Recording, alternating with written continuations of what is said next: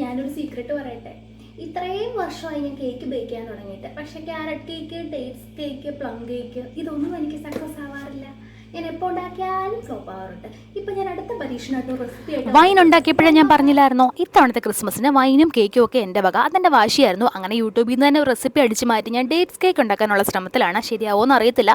അതിന് വേണ്ടിയിട്ട് ഒരു 20 ഡേറ്റ്സ് എടുത്തിട്ട് കുരു കളഞ്ഞ് കൈ കൊണ്ടൊന്ന് പെതുക്കി മാറ്റി വെക്കുന്നുണ്ട്. പിന്നെ ഒരു 8 ഇഞ്ചിൻ്റെ കേക്ക് ടിൻ കുറച്ച് ഓയിൽ ബ്രഷ് ചെയ്തിട്ട് നമ്മുടെ ബട്ടർ പേപ്പർ ഇട്ടൊന്ന് മാറ്റി വെക്കുന്നുണ്ട്. പിന്നെ ഒരു അരക്കപ്പ് പഞ്ചസാരയും 3 ഗ്രാമ്പും കൂടെ പൊടിച്ച് മാറ്റി വെക്കുന്നുണ്ട്.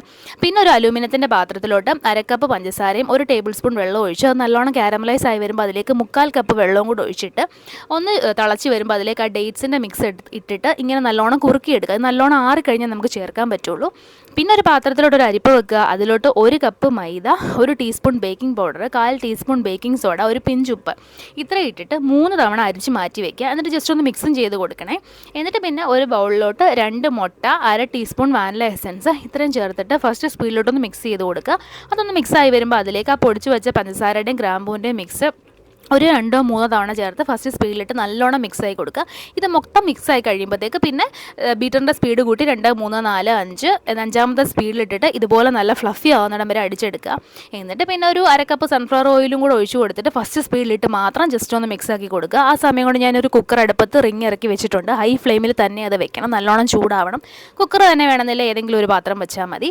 പിന്നെ നമ്മുടെ മുട്ടയുടെ മിക്സിലോട്ട് ഡേറ്റ്സിൻ്റെ മിക്സ് പതുക്കെ ചേർത്ത് കൊടുക്കുക, ആറിയതിന് ശേഷം മാത്രം. എന്നിട്ട് നമ്മുടെ അരിച്ച് വെച്ച മൈദ ഒരു 2-3 ബാച്ചായിട്ട് ഇതുപോലെ പതുക്കെ കട്ട് ആൻഡ് ഫോൾഡ് മെത്തേഡിലോ അല്ലെ പതുക്കെ മിക്സ് ചെയ്ത് കൊടുക്കുക. ചെറവറാന്ന് മിക്സ് ചെയ്യരുത്. പിന്നെ ലാസ്റ്റ് കുറച്ച് മൈദ ബാക്കി വെച്ചിട്ട് അതിലേക്ക് കുറച്ച് ആൽമണ്ട്സ് ആണ് ഞാൻ ഇട്ട് കൊടുക്കുന്നത്. എൻ്റെ കാഷ്യൂ ചീത്തയായിപ്പോയി, അതുകൊണ്ടാണ് ഒരു 1/4 കപ്പ് ആൽമണ്ട്സ്, കാഷ്യൂ ആണെങ്കിലും 1/4 കപ്പ് ചേർത്താൽ മതി. എന്നിട്ട് പിന്നെ അതും കൂടെ പതുക്കെ ആ മിക്സിലോട്ട് ഇട്ടിട്ട് ഇങ്ങനെ ഒന്ന് മിക്സ് ചെയ്തെടുക്കുക. എന്നിട്ട് നമ്മുടെ കേക്ക് ടിൻ റെഡിയാക്കി വെച്ചിട്ടുണ്ടായിരുന്നല്ലോ, അതിലോട്ട് ഇത് ഒഴിച്ചു കൊടുത്തിട്ട് ജസ്റ്റ് ഒന്ന് ടാപ്പ് ചെയ്ത് കൊടുക്കുക.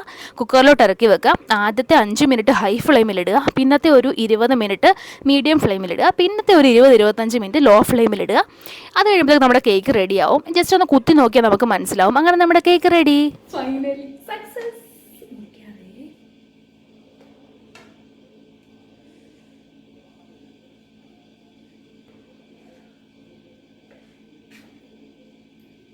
പുക പോകുന്ന കണ്ടോ?